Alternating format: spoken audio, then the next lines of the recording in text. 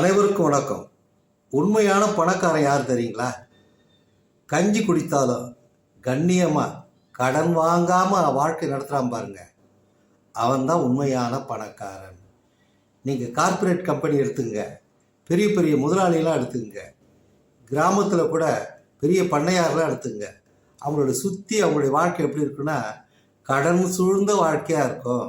நீங்கள் நிறைய பார்க்கலாம். உதாரணமாக இந்த கார்ப்பரேட் கம்பெனிலாம் இருக்கிற பெரிய முதலாளிகள்லாம் ஆயிரக்கணக்கான கோடிகளை, நல்லா புரிஞ்சுக்கணும், கோடி இல்லை ஆயிரக்கணக்கான கோடிகளை கடனாக வாங்குவான் அரசாங்கத்திட்டேருந்து அல்லது வங்கியிலிருந்து. ஆனால் அதை கட்ட முடியாமல் எஸ்கேப் ஆகிடுவான் வெளிநாட்டுக்கு. அப்போ பார்த்தீங்கன்னா அவன் உண்மையான உறுதியான தன்மையில் இருக்கின்றானா, உண்மையான அவன் முதலாளியாக இருக்கிறானா அல்லது உண்மையான பணக்காரனாக இருக்கிறானா? நிச்சயமாக இல்லை.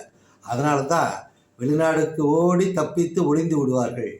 அதனால தான் நான் திருப்பி சொல்கிறேன், உண்மையான பணக்காரன் என்பவன் கண்ணியமாக கஞ்சி குடித்தாலும் கடன் வாங்காமல் யார் வாழ்கின்றானோ அவனே உண்மையான பணக்காரன். நீங்கள் கொஞ்சம் யோசனை பண்ணி பாருங்கள். ஒவ்வொரு நாளும் இதெல்லாம் நீங்கள் சிந்தித்து பார்க்கின்ற பொழுது ஒரு முன்னெச்சரிக்கையாக ஒரு வாழ்வையை நம்ம மாற்றிக்கிட்டு வாழுங்கிற ஒரு தன்னம்பிக்கை நம்மகிட்ட வரும். அதனால தான் இந்த பார்வையை உங்கள் முன் வைக்கிறேன். நன்றி, வணக்கம்.